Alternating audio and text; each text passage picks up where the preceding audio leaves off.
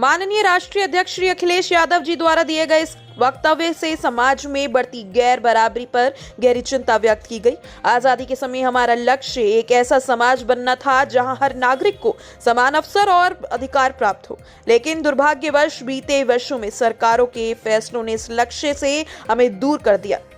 गैर बराबरी न केवल आर्थिक स्तर पर बढ़ी बल्कि शिक्षा, स्वास्थ्य और सामाजिक न्याय जैसे क्षेत्रों में भी इसकी स्पष्ट झलक दिखती है। अमीर और गरीब के बीच की खाई दिन ब दिन चौड़ी होती जा रही है। नीतियां ऐसी बन रही हैं जो केवल चंद लोगों के हितों को साधने का काम कर रही हैं, जबकि समाज के बड़े हिस्से की समस्याएं अनदेखी की जा रही हैं। ये वक्तव्य हमें याद दिलाता है कि स्वतंत्रता का असली अर्थ तभी पूरा होगा जब हर व्यक्ति को समान अवसर मिले और समाज में सभी के साथ न्याय हो। इसके लिए जरूरी है कि नीतियां गरीब, मजदूर और किसान वर्ग के हित में बनाई जाएं और उनके क्रियान्वयन में पारदर्शिता हो।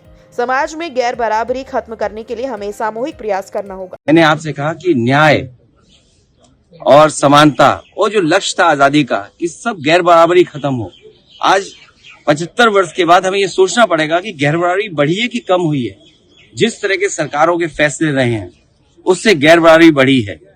दुनिया में कहें ये कि अर्थव्यवस्था हमारे तीसरे नंबर पे है, दूसरे नंबर पे पहुंचाएगी, नंबर 1 पर पहुंच जाएगी, लेकिन प्रति व्यक्ति आय क्या है? आज हम किस स्थान पे खड़े हैं? ये बड़े सवाल है। और जाति का सवाल आज भी है। जो भेदभाव हम लोगों को देखने को मिल रहा है समय समय पर, आज भी लोग गांव में अपमानित हो रहे हैं।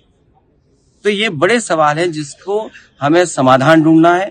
हमारा लोकतांत्रिक देश समाजवादी रास्ते पे चले, सेक्युलरिज्म और मजबूत हो। जब डेमोक्रेसी हमें पॉलिटिकल आजादी देती है, सेक्युलरिज्म हमें ये आजादी देती है, हम किसी भी धर्म को माने, धर्म की आजादी मिलती है, और सोशलिज्म हमें आर्थिक आजादी का सपना देखने का मौका देती है। इन तीनों की मजबूत करके ही हमारा देश